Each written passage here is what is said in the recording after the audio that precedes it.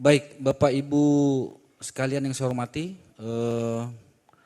sudah tiga eh, narasumber kita yang berbicara, kemudian berikutnya adalah kita berikan kesempatan kepada penanggap kita pada malam ini, Kaprodi FKK UMJ, Ibu Dr. Robiah Haironi Hasibuan SPM. Waktu kami persilakan. Ya. Terima kasih Bapak Moderator. Assalamualaikum warahmatullahi wabarakatuh. Pertama-tama saya menyampaikan terima kasih sudah diajak untuk bergabung dengan webinar ini. Dan salam kenal untuk Bapak Ibu hadirin yang menghadiri webinar ini. Saya kira mungkin saya memperkenalkan diri dulu. Saya Robiah Karen Hasibuan, mungkin lebih sering dipanggil Ibu Ani Hasibuan saja. Saat ini saya adalah Ketua Program Studi Pendidikan Dokter Fakultas Kedokteran dan Kesehatan Universitas Muhammadiyah Jakarta. Spesialisasi saya bukan SPM, Pak Moderator, tapi spesialis saraf adalah SPS. Saya sudah mendengarkan tadi masukan-masukan tentunya dan presentasi-presentasi. Pertama-tama saya mohon maaf dulu ini ya, saya di jalan, perjalanan dari Bandung menuju Jakarta, jadi mungkin cahayanya agak gelap. Saya kira memang perlu sekali kita mensosialisasikan masalah COVID karena ada beberapa persoalan di masyarakat saat ini yang terkait dengan COVID. Misalnya kemarin ada pasien saya bertanya, dokter sebenarnya ada nggak sih penyakit corona itu gitu. Jadi ada masyarakat yang belum meyakini bahwa penyakit ini ada. Sampai kemarin saya tawarkan, Bapak, saya sedang merawat orang stroke dengan COVID, ada nih di lantai 1 rumah sakit kami, kalau Bapak mau ikut nengok, ayo bareng dengan saya sampai situ. Jadi hal-hal seperti ini mungkin bisa menjadi perhatian bagi pemerintah setempat untuk sosialisasi yang lebih masif lagi, saya kira, terutama untuk wilayah-wilayah yang padat ya penduduknya tadi seperti yang disebutkan oleh Ibu Dr. Regina, yang Kepala Puskesmas Pasar Rebo ini. Mungkin di Jakarta banyak sekali tempat-tempat di mana kemungkinan transmisi dari virus COVID-19 ini menjadi sangat cepat, dan terutama di daerah yang padat penduduknya. Jadi saya kira apa yang dilakukan tadi oleh Pak Lurah, kemudian jajaran-jajaran termasuk dalam ini tentunya sejawat kami dari Puskesmas itu adalah merupakan satu langkah yang sangat baik. Informasi yang tepat itu penting sekali diperoleh oleh masyarakat. Selama ini saya kira di media sosial itu ada informasi yang tidak terkendali terkait dengan infeksi COVID-19 ini. Misalnya hari Senin yang lalu ketika ada tanya jawab di Kompas TV, ada yang menanyakan kepada saya apakah dexamethasone merupakan obat COVID misalnya, dan ternyata informasi itu beredar di masyarakat.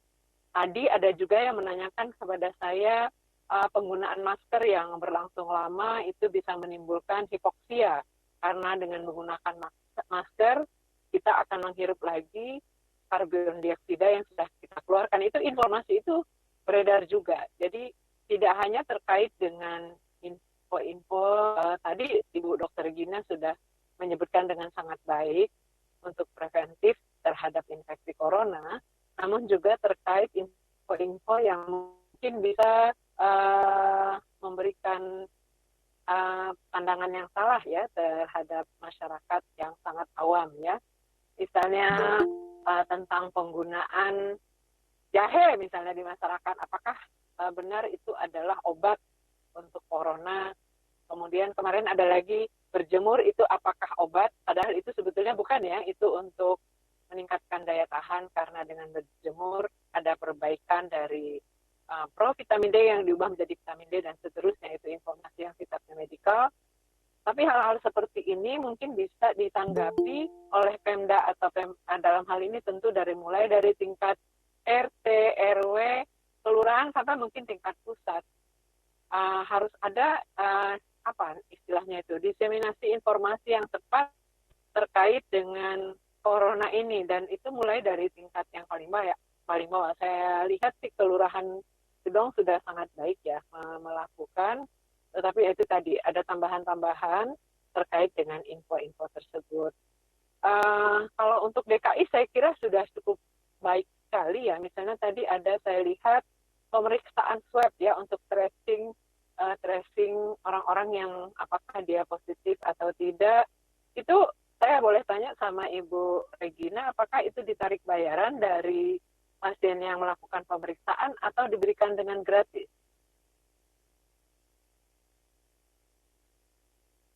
Ibu Kepala Puskesmas.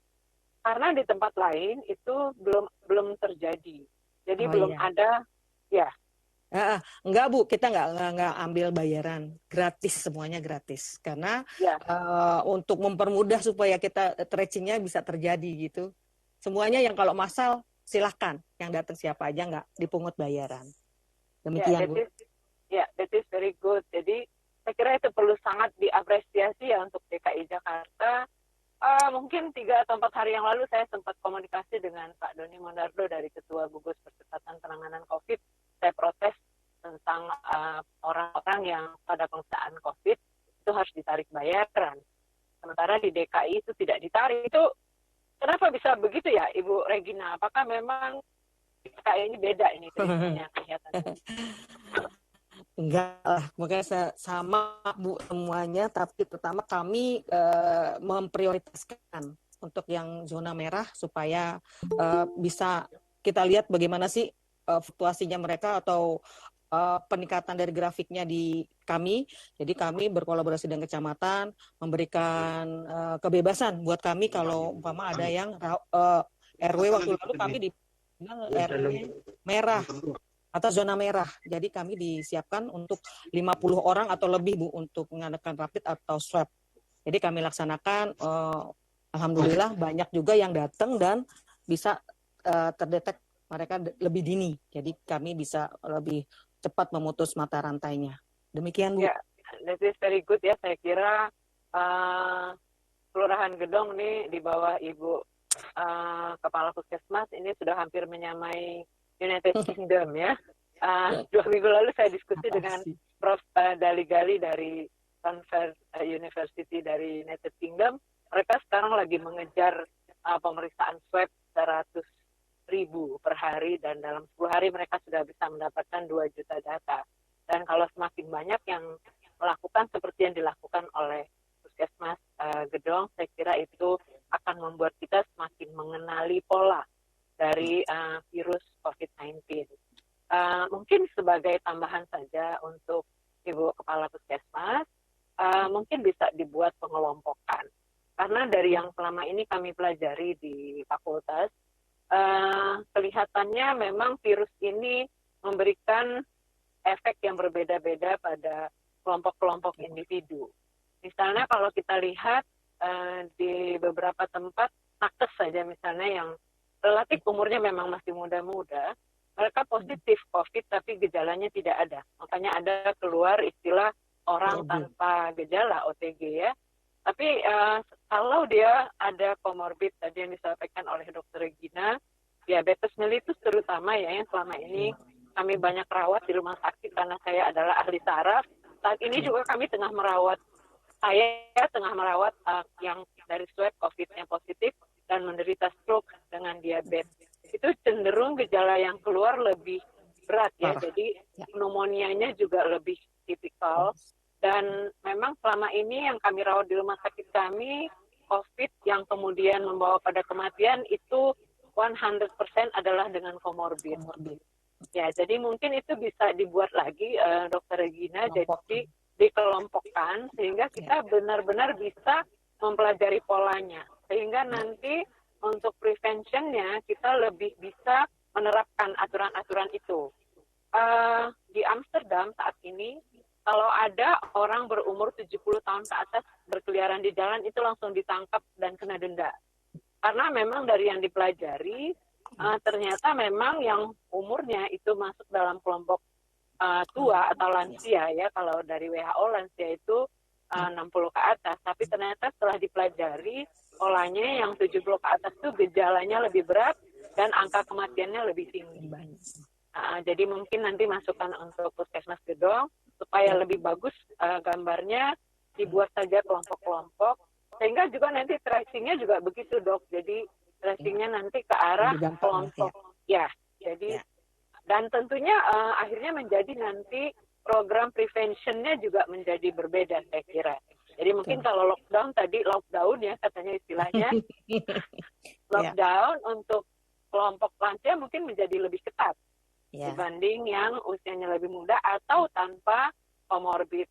Mungkin sebagai info tambahan, angka diabetes kita tinggi sekali ya, Dokter Regina. Saya kira ada di 8-14% ya. Kemudian angka hipertensi kita lebih mengesankan lagi, 31,7% untuk populasi dewasa, dan Jakarta termasuk yang kelompok high risk untuk itu. Jadi, dan tentu di sini juga stroke-nya tinggi, kaitannya dengan chronic disease intinya ya, kita punya banyak sekarang, dan pada orang-orang dengan chronic disease itu infeksi lebih berat. Sesungguhnya bukan hanya corona ya, tapi semua. Jadi, dan itu Puskesmas pasti datanya paling banyak karena Puskesmas adalah frontliner dalam pelaksanaan layanan kesehatan. Apalagi sekarang kita era JKN, saya kira data semua ada di Puskesmas, sehingga dari sana kita mulai yang jadi program terbaru nanti adalah pengelompokan dan kita mempelajari polanya. Informasi mungkin untuk Pak Lurah, penting sekali menyampaikan informasi yang tepat ke masyarakat. Selama ini banyak yang takut-takuti ya. Kalau saya lihat ada di media sosial itu yang tiba-tiba mati kejang-kejang di jalan, itu benar nggak sih? Pasti bohong ya kan, nggak seperti itu ya. Jadi hal-hal seperti itu mungkin harus di-counter. Jadi corona ini adalah suatu yang infeksius, artinya contagious, cepat sekali menular. Tapi sebetulnya kalau pada orang yang populasi sehat itu tidak letal. Itu perlu diketahui. Tapi orang yang tidak letal menjadi OTG, menjadi sumber penularan bagi orang-orang lain yang mungkin menjadi letal kalau dia dengan komorbid. Nah, itu hal-hal seperti itu bisa disampaikan juga sebagai informasi tambahan. Jadi membangun kesadaran kolektif bahwa oke, kita tidak tertular, tapi yang paling penting adalah tidak menulari orang lain. Itu penting sekali saya kira. Penggunaan masker, saya kira itu jelas ya, menggunakan masker, menjaga jarak. Cuma menjaga jarak ini kita masih berdebat ini ya, Dokter Regina. Kalau kami di akademisi itu adalah 2 meter. 1,98 cm adalah 2 meter. Tapi ada yang 1 meter, ada yang 1,5 meter gitu ya. Kemudian mencuci tangan tentunya paling baik dengan sabun, kalau tidak mungkin dengan hand sanitizer. Lalu tentu olahraga rutin, saya kira Puskesmas pasti bagus sekali karena ada program-program olahraga.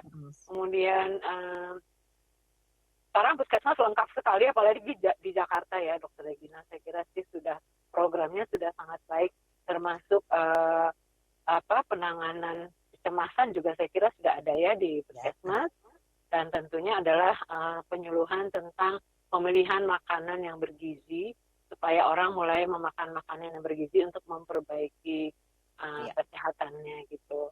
Saya kira mungkin itu yang bisa saya tanggapi, tapi secara keseluruhan saya sangat salut secara umum pada DKI Jakarta dan malam ini pada Kelurahan Gedong dengan Pak Lurah dan Ibu Regina sebagai Kepala Puskesmas.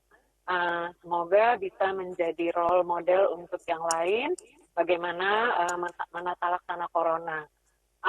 Gosipnya sih, Dok, ini belum berakhir sampai 2 tahun ke depan. Iya, betul. Jadi ya, yang paling penting bagi kita adalah bagaimana hidup. Bagaimana hidup di dalam COVID, kita tetap hidup. Ekonomi adalah penting, saya kira ya, tetapi sehat juga penting. Bagaimana kita mengenali pola dan kemudian bisa hidup tenang meskipun ada COVID di sekitar kita. Saya kira itu yang bisa saya sampaikan, Ibu Dr. Regina dan Pak Lurah. Lebih kurang saya minta maaf. Terima kasih. Assalamualaikum warahmatullahi wabarakatuh.